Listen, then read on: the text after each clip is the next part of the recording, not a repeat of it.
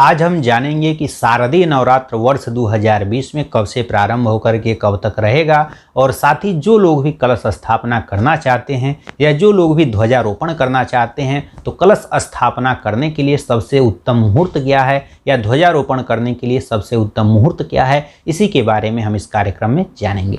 नमस्कार, मैं पंडित राजकुमार दुबे आप सभी का आपके चैनल मिस्ट्री ऑफ धर्मा में स्वागत करता हूं। आप सभी को मेरे तरफ से, आपके इस चैनल के तरफ से नवरात्रि पर्व की आपको हार्दिक शुभकामनाएं। माँ दुर्गा आप सभी की इच्छाओं की पूर्ति करें, आपको सदैव प्रसन्न रखें। आइए हम सबसे पहले जानें कि शारदीय नवरात्र कब से प्रारंभ होकर के कब तक रहेगा। तो शारदीय नवरात्र वर्ष 2020 में 17 अक्टूबर 2020 शनिवार से प्रारंभ होकर के और 26 अक्टूबर 2020 अर्थात सोमवार तक रहेगा।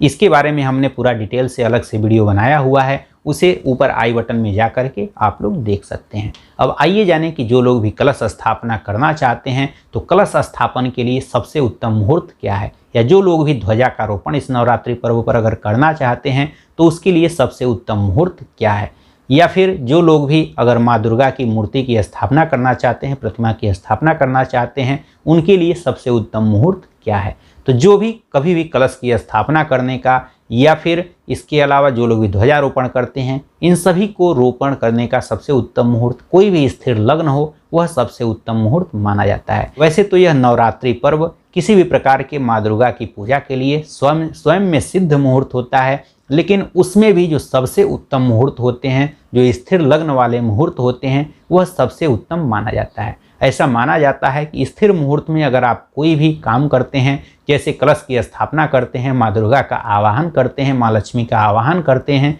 तो वे लोग आपके घर में स्थिर हो जाती हैं। और लक्ष्मी की आवश्यकता सभी को होती है, माँ दुर्गा के आशीर्वाद की आवश्यकता सभी को होती है। तो सभी लोग चाहते हैं कि माँ दुर्गा माँ लक्ष्मी के रूप में हमारे घर में आकर के और स्थिर हो जाएं। या फिर कलश की स्थापना करते हैं तो 9 दिनों तक आप चाहते हैं कि माँ दुर्गा आपके घर में स्थिर रहें और आप लोग इस पूरे 9 दिन नवरात्रि तक माँ दुर्गा की आराधना विधिवत करें। तो जो लोग भी कलश की स्थापना करना चाहते हैं, कलश स्थापन के लिए या माँ दुर्गा की स्थापना करने के लिए सबसे उत्तम मुहूर्त स्थिर मुहूर्त होता है। तो आइए जानें कि जो यह नवरात्रि पर्व में जो यह प्रतिपदा तिथि का जो प्रारंभ है, जो कि 17 अक्टूबर को ही प्रतिपदा तिथि का प्रारंभ हो जा रहा है और इसी दिन कलश का स्थापना होगा। या जो लोग भी 9 दिनों के लिए नवरात्रि के लिए अगर माँ दुर्गा की मूर्ति की स्थापना करना चाहते हैं, या जो लोग ध्वजारोपण करते हैं जो साल भर तक चलता है, उन लोगों को भी यह मुहूर्त देखना जरूरी होता है।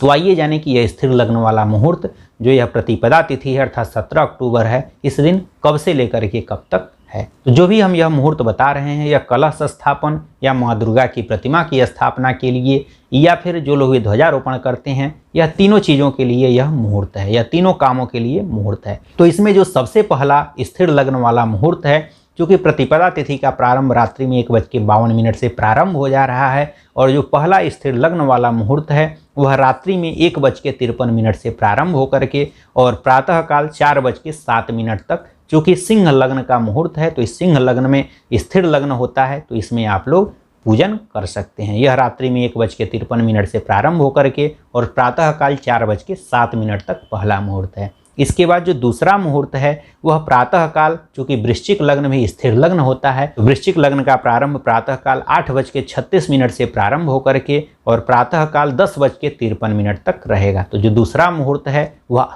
प्रातःकाल 8:36 से लेकर के और 10:53 तक है। तो प्रातः 8:36 से लेकर के और 10:53 के बीच भी कलश स्थापन का या ध्वजारोपण का या फिर माँ दुर्गा की प्रतिमा की स्थापना का सबसे उत्तम मुहूर्त है। इसके अलावा जो तीसरा इस दिन मुहूर्त है वह दोपहर में कुंभ लग्न में 2:46 से प्रारंभ होकर के और शाम को 4:17 तक मुहूर्त रहेगा।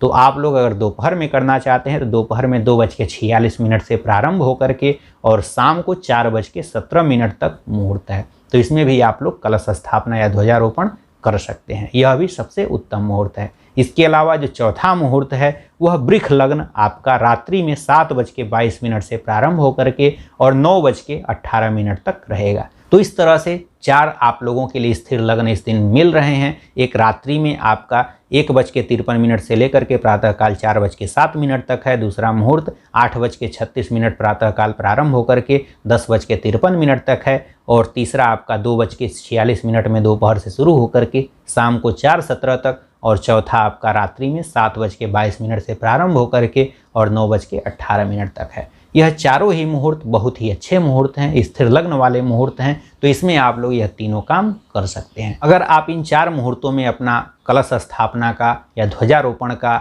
या फिर माँ दुर्गा की प्रतिमा की स्थापना का आप लोग नहीं कर पाते हैं, इसमें समय आपको नहीं मिल पाता है, तो इसके अलावा जो अन्य मुहूर्त हैं, जो इसके अलावा जो द्विस्वभाव वाली राशियां होती हैं, द्विस्वभाव वाले लग्न होते हैं, इसमें आपका कलश स्थापना करना उत्तम माना जाता है। तो यह इससे थोड़ा मध्यम माना जाता है। तो यह मुहूर्त कब से कब तक है?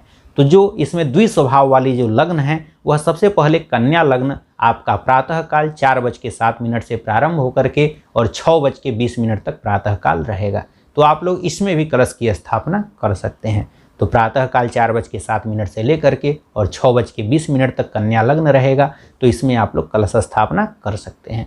इसके अलावा जो दूसरा मुहूर्त है प्रातःकाल 10:53 से प्रारंभ होकर के और दोपहर में 12:59 तक आपका धनु लग्न रहेगा। तो इसमें भी आप लोग कलश की स्थापना कर सकते हैं। इसके अलावा जो तीसरा मुहूर्त है वह आपका मीन लग्न में है। शाम को 4:17 से प्रारंभ होकर के और शाम को ही 5:45 तक रहेगा। इसके अलावा जो चौथा मुहूर्त है वह मिथुन लग्न है। मिथुन लग्न रात्रि में 9:18 से प्रारंभ होकर के और रात्रि में 11:28 तक रहेगा। तो इसमें भी आप लोग कलश की स्थापना कर सकते हैं। इसमें जो हमने सबसे पहले जो स्थिर लग्न वाले मुहूर्त बताए हैं वह सबसे उत्तम मुहूर्त हैं। और उसमें अगर आप लोगों को टाइम नहीं मिल पाता है तब जा कर के आप लोग इस मध्यम लग्न वाले मुहूर्त में कर सकते हैं। जो द्विस्वभाव वाली लग्न होते हैं यह भी मुहूर्त अच्छे होते हैं, लेकिन जो पहला वाला स्थिर लग्न वाला होता है वह सबसे उत्तम माना जाता है। आशा करता हूं कि मेरे द्वारा दी गई जानकारी से आप लोगों को कलश स्थापना करने में या ध्वजारोपण करने में या फिर माँ दुर्गा की मूर्ति की स्थापना करने में सुविधा होगी। इसके अलावा जो लोग भी नवरात्रि पर्व के बारे में विस्तार से जानना चाहते हैं या फिर जो लोग भी चढ़ती उतरती व्रत रहते हैं, नवमी का व्रत रहते हैं या फिर 9 दिनों तक व्रत रहते हैं, वे लोग उपवास कब करेंगे, वे लोग पारायण कब करेंगे, ये हवन कब होगा, विसर्जन कब होगा, माँ दुर्गा की मूर्ति की स्थापना कब होगी, उनका चित्रपट कब खुलेगा,